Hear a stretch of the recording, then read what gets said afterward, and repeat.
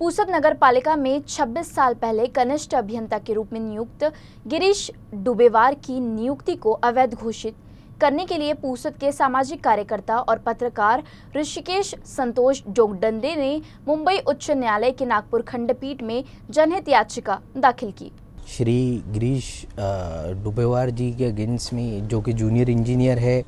पूसद नगर परिषद के अंदर में, उनके खिलाफ़ में काफ़ी सारी शिकायतें थी, जिसके खिलाफ़ में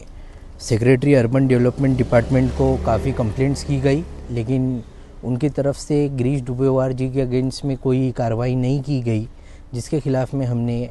माननीय उच्च न्यायालय नागपुर में एक याचिका दायर की है, जिसकी सुनावणी जल्दी ही होने वाली है। सुमारे 26 वर्षापूर्वी पुसद नगरपालिका येथे कनिष्ठ अभियंता म्हणून गिरीश डुबेवार यांची नियुक्ती करण्यात आली होती। त्यांनी त्यांच्या कार्यकाळात विविध भ्रष्टाचारयुक्त काम केले असल्याचे समोर आले आणि त्या संदर्भात विविध तक्रारी सुद्धा दाखल झाल्या होत्या।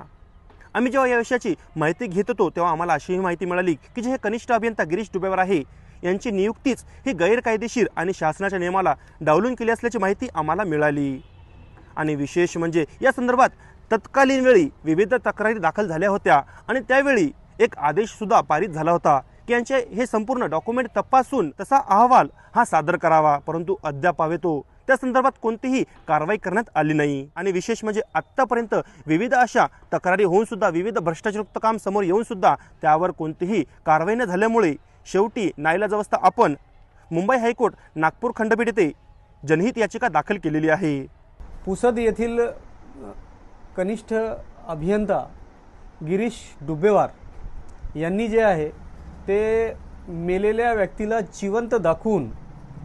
त्यांचे नावे पगार काढली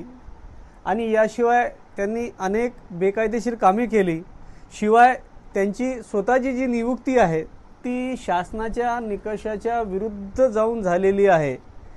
या सगळ्या अशा प्रकारचे आरोपासंबंधाने जे आहे ते पुसद येथील ऋषिकेश संतोष जोगदंडे जे आहेत माझे अशील, त्यांनी एक तक्रार जी आहे ते गिरीश डुबेवार यांच्या विरुद्ध संचालक साहेब